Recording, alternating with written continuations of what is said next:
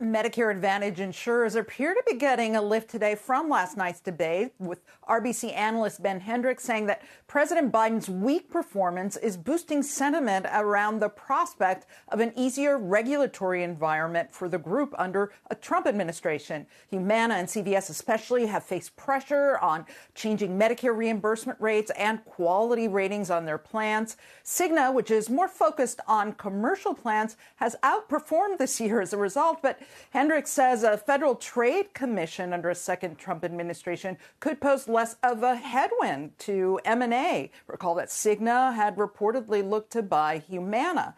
But Cigna, CVS, and United Health also face regulatory pressure over their pharmacy benefit management units, or PBMs, and how their business models impact drug prices. That's not just coming from the FTC under Lina Khan. There's still a lot of bipartisan support in Congress to try to rein in their businesses as well.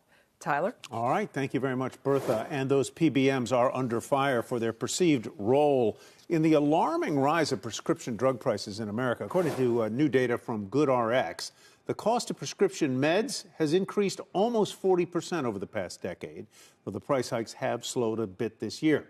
The average American spends about $16 out of pocket per prescription. A recent New York Times investigation says pharmacy benefit managers, or PBMs, are largely to blame for those rising drug costs. Critics argue there are positives to PBMs as well, which act as middlemen overseeing prescriptions. But they say improvements are still needed. Here to weigh in on this is Dr. Scott Gottlieb, former commissioner of the FDA, as well as a CNBC contributor, and David Fields. He is CEO of Navitus, a pharmacy benefit manager partly owned by Costco. Gentlemen, welcome. Dr. Scott Gottlieb, let me just begin by sort of disclosing my bias, and that is that it seems to me that an awful lot of the healthcare insurance and coverage system is cloaked in opacity, and intentionally so, and nowhere more so than in pharmacy benefit managers. They profit, I think, because they keep things behind the curtains and opaque. Am I wrong? No, I think there's fairness to your analysis there. I think there's ways to bring more transparency into this market, and we would benefit from that. I think we need to start a discussion around PBMs with first acknowledging the benefits that they provide to the system.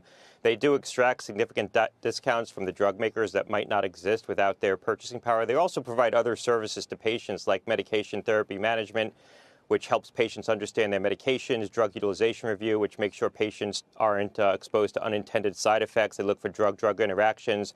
They also maintain patient assistance programs. The problem is that the way that the discounting happens in the marketplace right now, we've talked about this before, is through back-ended rebates. So what happens is the PBMs negotiate with the drug makers to extract discounts.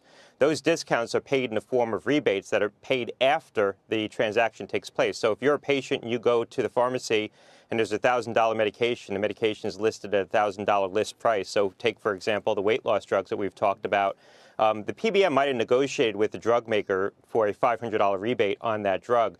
But when you're at the pharmacy counter, you're going to pay $1,000 and your insurer is going to pay $1,000. So if you have a 20% copay on that medicine, your copay is going to be $200.